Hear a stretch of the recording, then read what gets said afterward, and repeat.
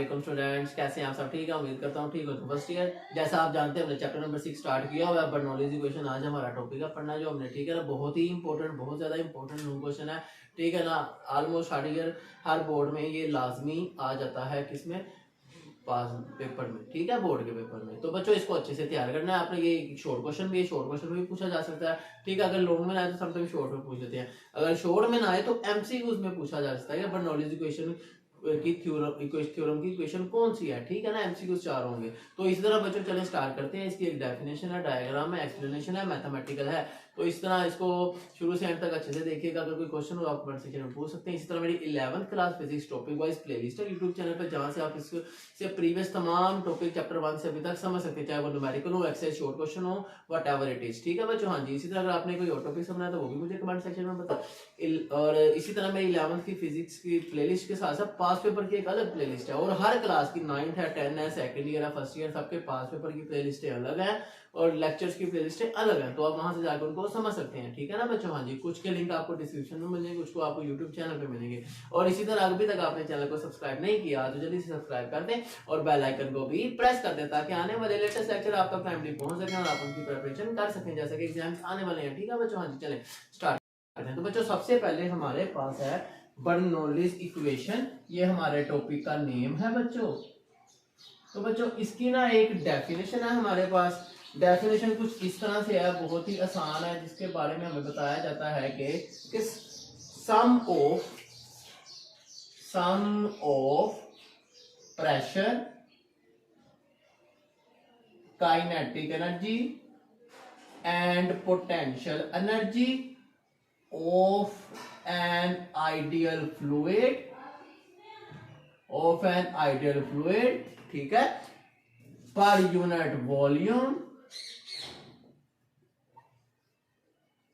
throughout the path, जो पूरे रास्ते में, is remain constant। ओके बच्चों, तो ये इसकी एक डेफिनेशन। अब इसका क्या मतलब है आपको ये समझाना है मैंने।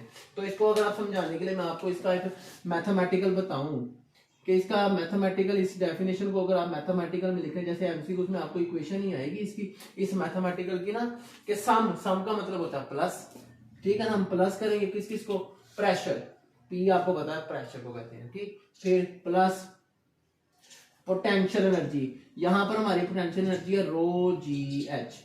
फिर काइनेटिक एनर्जी है, उसको हम लिखेंगे हाफ एम बी स्क्वायर है ना, तो हमने इसको रो बी स्क्वायर लिखना है। ये क्या है, डेंसिटी है। ये भी अब आपको मैं बताता हूँ ये किस तरह आएगा, क्योंकि हमने कहा है ना पर यूनिट वॉल्यूम, क्योंकि यहाँ भी मैस एम जी एच, यहाँ भी मैस एम बी स्क्वायर। तो मैस को जब वॉल्यूम से डिवाइड करते हैं वो किसके इक्वल होता है, डेंसिटी के मैस पर यूनिट वॉल्यूम। आपको पता है ये बात। तो ये किसके इक्वल है, कांस्टेंट है ये। तो ये हमने प्रूफ करना है स्ट्रॉन्ग में, ठीक है बच्चों। तो इसकी एक डायग्राम हम बना लेते हैं, आइए चलिए स्टार्ट करते हैं।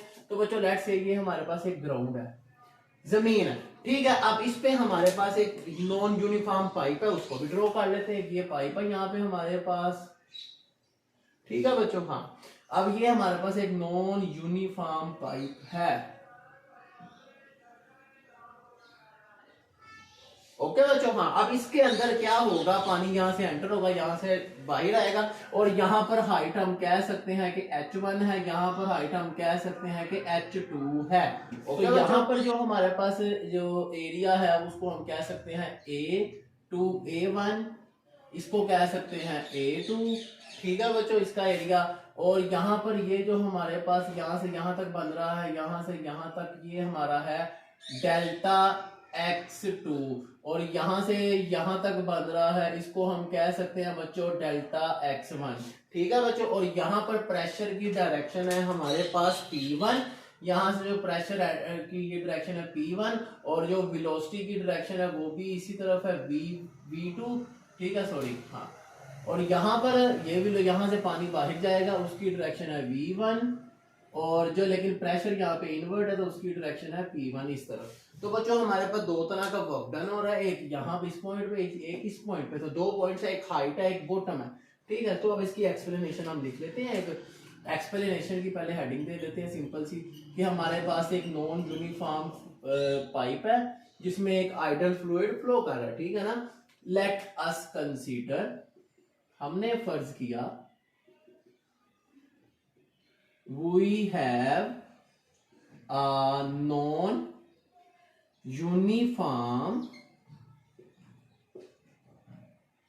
pipe, ठीक है, in which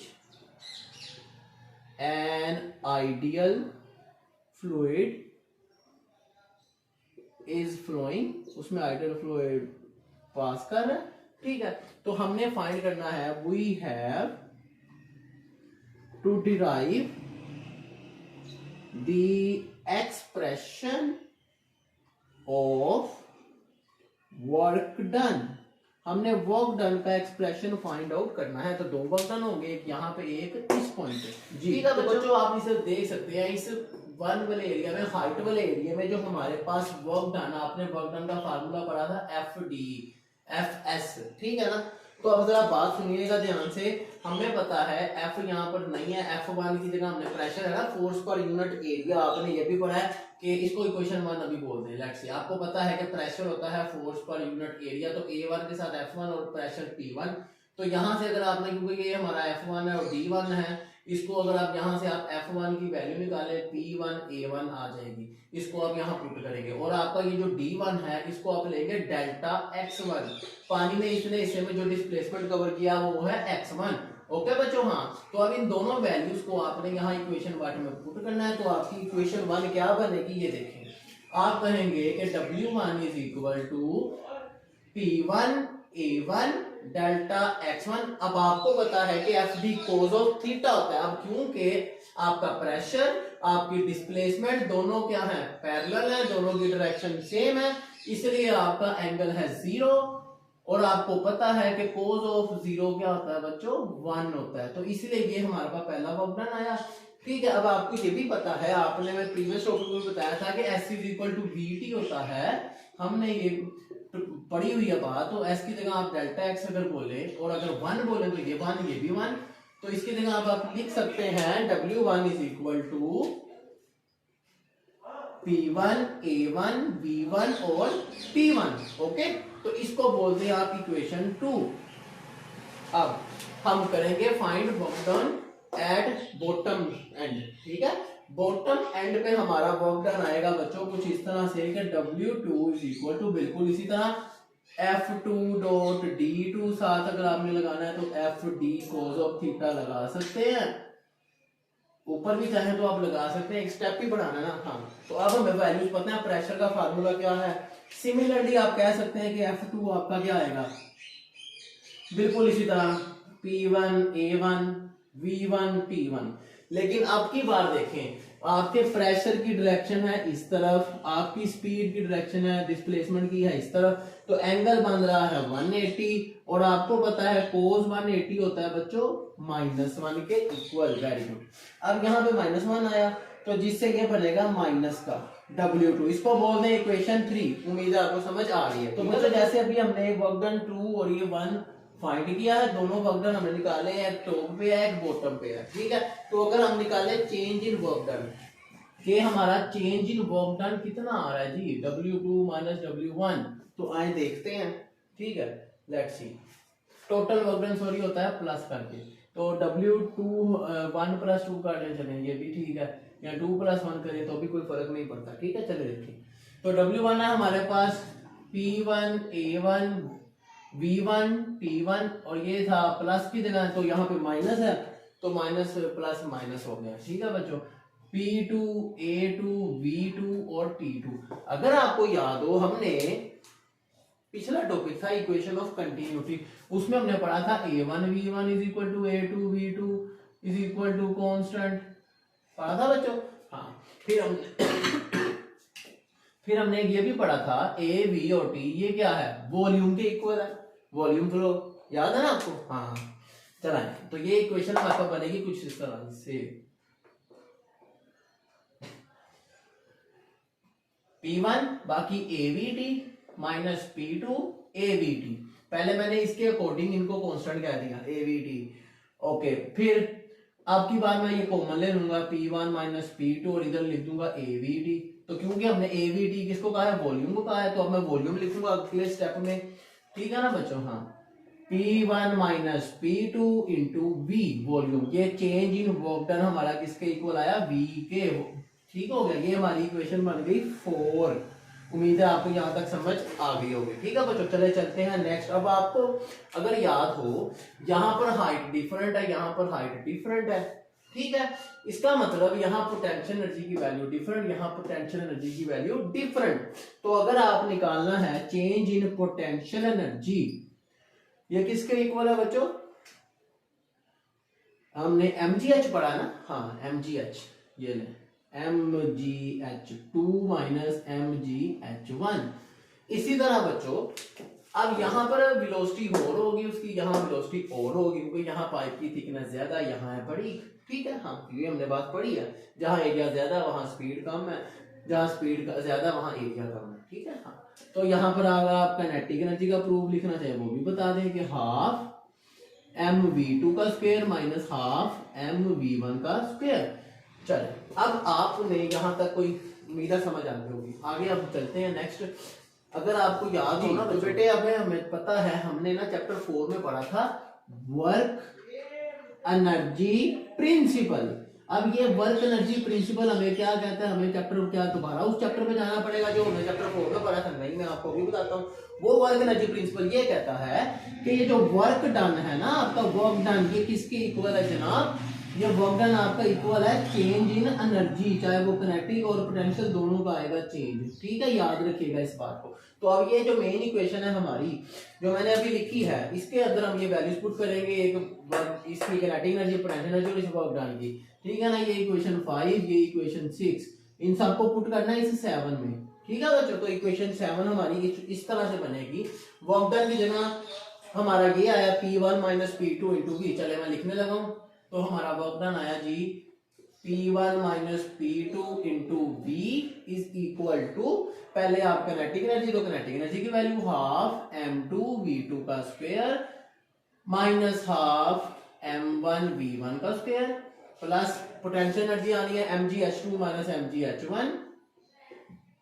ओके बच्चों, हाँ उम्मीद है आपको समझ आ रही है। ठीक है, हाँ अब देखें, अब हम क्या करेंगे, आपको पता है कि वॉल्यूम जो है ना, जो वॉल्यूम है ये मास ओवर डेंसिटी के इक्वल है। ठीक है ना बच्चों, तो यहां से ये वैल्यू हम पुट करेंगे इधर, तो ये इक्वेशन कुछ इस तरह से बनेगी, देखिएगा ये इधर वॉल्यूम की आ जाएगी मास ओवर डेंसिटी, बाकी सारा इसी तरह फार्मूला रहेगा। देखना बच्चों,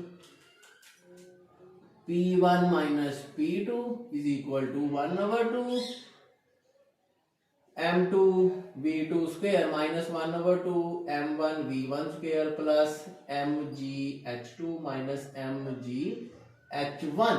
ओके बच्चों, हाँ अब आप देखें ये जो वैल्यू इधर मल्टीप्लाई और डिवाइड इधर आके रेसिप्रोकल हो जाएगी। वो किस तरह देखना, ये स्टेप भी आप अच्छे से ये देखें, P1 minus P2 is equal to, इस पूरे को अगर मैं ब्रैकेट लगाऊं, half m2 v2 square minus half m1 v1 square plus mgh2 minus mgh1, और यहां पर आ गया डेंसिटी ओवर मास। ओके, अब अगर आप देखें ये जो मास है सबसे कॉमन लेके इस m से कैंसिल हो जाएगा। ठीक है, खाली डेंसिटी अंदर सबसे मल्टीप्लाई करूंगा मैं, देखना। तो बच्चों ये हमारा फार्मूला बना कुछ इस तरह से, P1 minus P2 is equal to 1/2, ये हम इस m से कैंसिल। ठीक है, क्योंकि मैथ सारा कांस्टेंट, अब मैंने m1 m2 खत्म कर देना है। क्यों? क्योंकि बच्चों जितना मैथ यहाँ से एंटर होगा उतना मैथ यहाँ से बाहर आएगा, ये तो सिंपल सी बात है ना। हाँ, तो ये m1 m2 खत्म, तो सिंपल m कॉमन लेके ये m से कैंसिल, v रो मल्टीप्लाई हो गया, रो v का स्क्वायर आ गया, 1/2 रो v का स्क्वायर और रो gh2 माइनस रो gh1।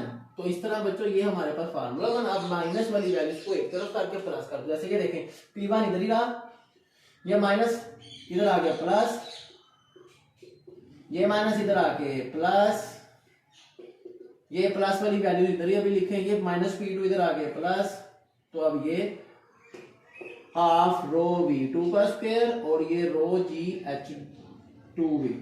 तो बच्चों ये देखें 1 और 2 इक्वल आ गए, इसका मतलब है कि sum of pressure, kinetic energy और पोटेंशियल एनर्जी पर unit volume for an ideal fluid throughout a path remain constant. This is our Bernoulli's equation. उम्मीद है आपको समझ आ गई होगी। इसी तरह अगर आपको कोई क्वेश्चन हो आप कमेंट सेक्शन में पूछ सकते हैं, ठीक है बच्चों। हाँ जी, इसी तरह अगर अभी तक आपने चैनल को सब्सक्राइब नहीं किया तो जल्दी से सब्सक्राइब कर दे और बेल आइकन को भी प्रेस कर दे ताकि आने वाले लेटेस्ट लेक्चर आप तक टाइमली पहुंच सके, ठीक है बच्चों। हाँ जी, चले मिलते हैं आपसे नेक्स्ट वीडियो में। सी यू देन।